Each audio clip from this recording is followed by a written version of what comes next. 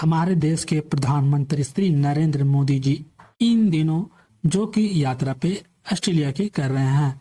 वैसे ऑस्ट्रेलिया काफी ज्यादा इम्पोर्टेंट इसलिए भी माने जाती है क्योंकि भाई यहाँ पर ऑस्ट्रेलिया एक ऐसा महाद्वीप है जहाँ पर सिर्फ अकेला देश मौजूद है। इनके अगल बगल दाएं बाएं कोई भी ऐसा देश नहीं है। सिर्फ इस महाद्वीप में ऑस्ट्रेलिया ही एक अकेला देश है और ऐसा देश जहाँ पे एक तरफ हिंद महासागर है, दूसरी तरफ प्रशांत महासागर है और ये दोनों के बीचों बीच में मौजूद है। वैसे ऑस्ट्रेलिया की जो राजधानी है कैनबेरिया में है।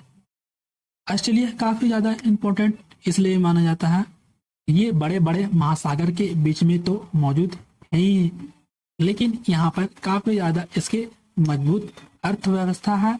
समुद्री व्यापार के लिए काफी राजनीतिक भी मौजूद है यहाँ पर, जो कि यहाँ पर आपको दिख रहा होगा दो बड़े बड़े महासागर, एक तरफ जहाँ हिंद महासागर है, दूसरी तरफ प्रशांत महासागर है। वैसे प्रशांत महासागर जो कि पश्चिम में एशिया ऑस्ट्रेलिया है, वहीं पूर्व में उत्तरी अमेरिका दक्षिण अमेरिका वहीं पे ये मौजूद है।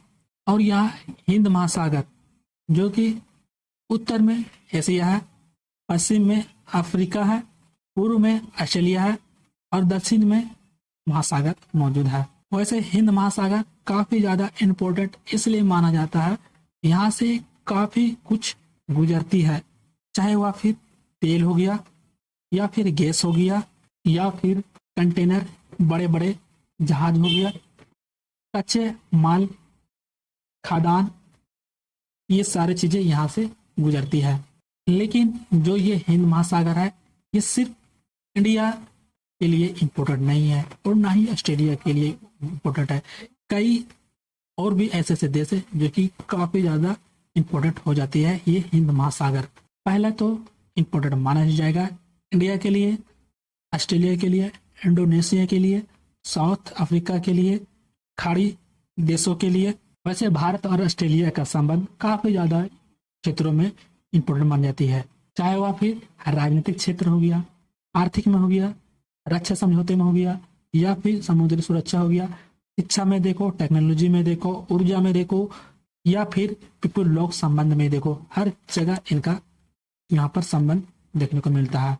और सबसे बड़ा इसका मुख्य कारण है संबंध का कि इसका सहयोग काफी ज्यादा इम्पोर्टेंट है और इनका कारण है कि सबसे पहले समुद्री व्यापार मार्ग ये हमेशा ये दोनों के लिए खुला रहता है। यहाँ से कुछ भी आयात निर्यात करना हो तो भाई इसे समुद्री रास्ते से जाते हैं और ये इन दोनों के लिए खुला है। लेकिन शांति स्थिरता के लिए भी देखा जाता है, चाहे वह किसी भी क्षेत्र में सहयोग की बात आए तो ये दोनों आगे ही रहता है। इनका दूसरा मुख्य कारण है संबंध का, ये काफी ज्यादा में अपने अपने संसाधन इंडिया को देते हैं, जहां पर ऑस्ट्रेलिया में इनके साधन मौजूद है, चाहे वह फिर आयरन वन हो, यूरेनियम हो, लिथियम हो, कोल हो या फिर नेचुरल गैस हो, ये सब कुछ यहाँ पे ऑस्ट्रेलिया मौजूद है जो कि इनके सहयोग में भारत लेता है और भारत इसका भी काफी अच्छे से यूज करता है, चाहे वह फिर बिजली बनाने में हो या फिर कपड़े वस्त्र बनाने में हो या फिर किसी भी तरीके का कुछ भी इलेक्ट्रिक सामान बनाना हो, हर चीज यहाँ से यूज करता है। वैसे इन दिनों यूरेनियम की भी बात चल रही है डील होने के लिए। सबसे पहले जान लेते हैं कि आखिर इनका संबंध जो कि इन दिनों से ही नहीं चल रहा, इनका संबंध ब्रिटिश काल से चलते आ रहा है, लेकिन उस समय भी काफी कम चलती थी।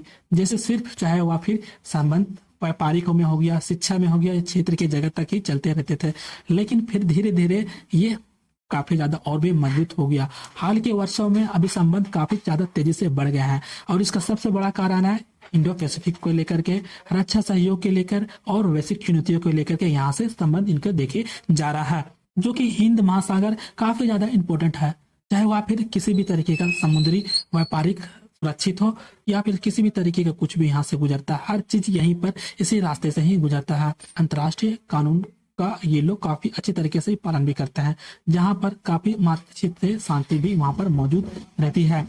वहीं पर समुद्री सुरक्षा भी इन्हीं के हाथ में रहती है, सुरक्षित व्यापार, संसाधनों की सुरक्षा, समुद्री कानूनों का पालन, ये सब कुछ ये सब करते हैं। वैसे जो भारत और ऑस्ट्रेलिया है उसका व्यापार भी काफी ज्यादा इंपॉर्टेंट मानी जाती है।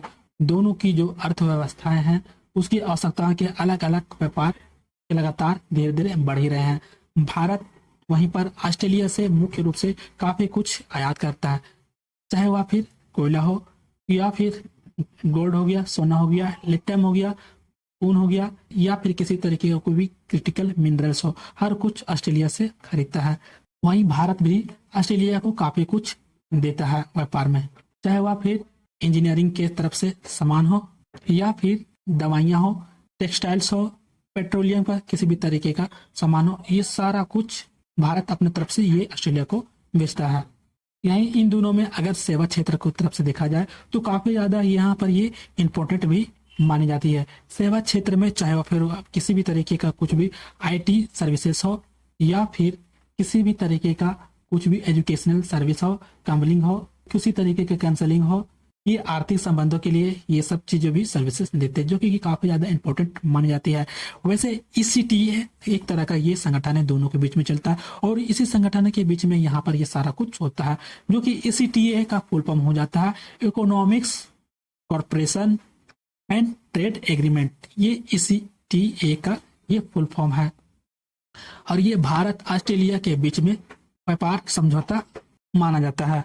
इसका उद्देश्य होता है जहां व्यापार का और बढ़ाना, जितने भी आयात निर्यात दोनों के बीच में हो रही है उसको और भी ज्यादा आसान करना, इंपोर्ट ड्यूटी के जो भी है उसको कम करना, जिससे निवेशकों के किसी भी तरीके का प्रॉब्लम ना हो। ये सब कुछ ईसीटीए के द्वारा ही होता है। वहीं ईसीटीए से काफी लाभ भी पहुंचती है दोनों का। वहीं पर भारत को चाहे फिर किसी भी तरीके का बेहतर बाजार हो उसका पहुंच काफी अच्छी तरीके से मिलती है। निर्यात के अनुसार चाहे किसी भी तरीके का यहाँ पर बेच रहा हो वहां पर काफी इससे लाभ मिलता है। रोजगार में भी के अवसर पर भी देखा जाता है और काफी कम शुल्क यहाँ पर लगते हैं। वहीं ऑस्ट्रेलिया के भी इससे काफी लाभ मिलते हैं, चाहे वह फिर भारतीय बाजार, कृषि, खनिज या फिर किसी भी तरीके के कुछ भी निवेश के अनुसार भी इनको सुविधा देखने को मिलती है। ये इन दोनों का भी काफी लाभ तो मिलती है।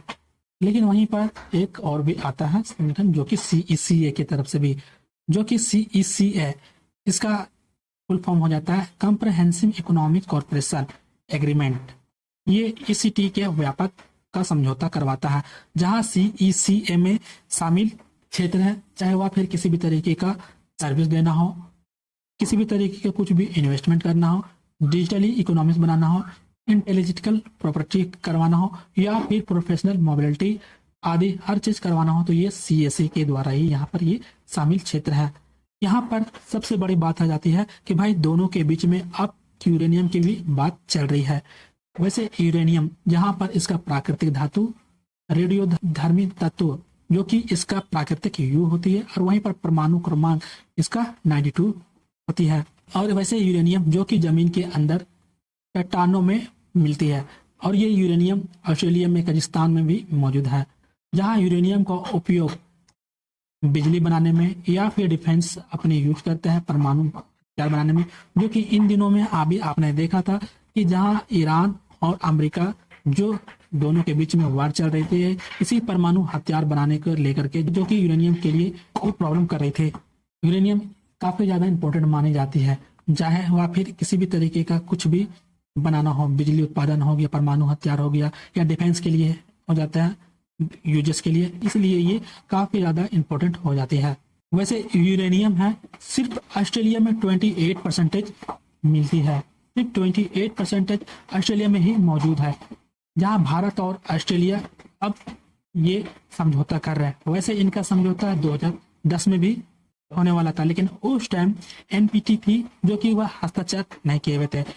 एनपीटी के द्वारा हस्ताक्षर नहीं किए जाने के कारण उस समय ये बात नहीं बनी थी। लेकिन यहाँ पर एनपीटी का अभी भी किसी तरीके का कुछ भी हस्ताक्षर नहीं है, लेकिन फिर भी यहाँ पर ये डील किया जा रहा है।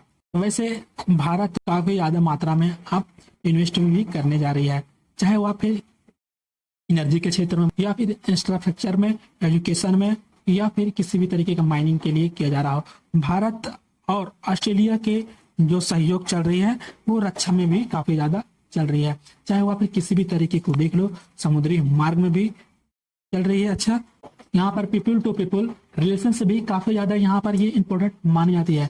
यहाँ के जितने भी चाहे छात्र हो वो काफी मात्रा में वहाँ पे जाते हैं पढ़ाई करने के लिए और काफी मात्रा में वहाँ पर ये रोजगार करते हैं, क्योंकि भाई वहाँ पर एक ऐसा क्षेत्र है ऑस्ट्रेलिया जो कि एक ऐसा अकेला देश मौजूद है जो कि काफी मात्रा में बड़ा है, लेकिन वहाँ की जनसंख्या कम है, जिससे वहाँ पर काफी बेहतरीन हर चीजें वहाँ पर मिलती है। चाहे वो आप फिर एजुकेशन के मामले में देख लो या फिर रोजगार के मामले में भी देख लो। इसलिए यहाँ के जो इंडिया के स्टूडेंट है वो काफी मात्रा में जा करके ऑस्ट्रेलिया में ही मौजूद रहते हैं। तो वहीं पे वह अपना आगे की पढ़ाई करते हैं और वहीं पे वो रोजगार भी करते हैं। ये शिक्षा जगत के लिए काफी ज्यादा इम्पोर्टेंट भी है, इसलिए इसे पीपल टू पीपल रिलेशंस भी कहा जाता है। काफी लोग रोजगार के लिए भी वहां पर गए हुए हैं, तो शिक्षा जगत में भी काफी मात्रा में भी इन्वेस्ट किया जा रहा है। वैसे जो ऑस्ट्रेलिया की यात्रा जो प्रधानमंत्री कर रहे, इनकी यह पहली यात्रा नहीं है, अब ये इनका हैट्रिक हो चुका है। इससे पहले 2014 में भी गए हुए थे, 2023 में भी गए हुए थे और अब 2026 में गए हुए हैं, जो कि यह हैट्रिक हो चुकी है। इसके पहले राजीव गांधी ने भी गए हुए थे। अब क्या लगता है दोनों के बीच में जो यह यूरेनियम समझौता जो होने जा रहा है, यह पूरा सक्सेस होगी या फिर किसी तरीके का यहाँ पर अटकलें लगने वाली है? इस विषय में आप क्या सोचते हैं? अपनी राय हमें कमेंट में जरूर बताएं। और इनसे किसी तरीके का और भी कुछ डिटेल से समझना और भी अपडेटेड चाहिए तो आप हमें कमेंट कर सकते हो, मैं नेक्स्ट वीडियो में आपको दूंगा। और यदि आप चैनल पर नए हैं तो चैनल को सब्सक्राइब करके बेल आइकन को जरूर दबा लेना, क्योंकि मैं हमेशा ऐसा ही रिलेटेड वीडियो लाता ही रहता हूँ। तो चलिए फिर मिलते हैं अगले नेक्स्ट वीडियो में, तब तक के लिए धन्यवाद।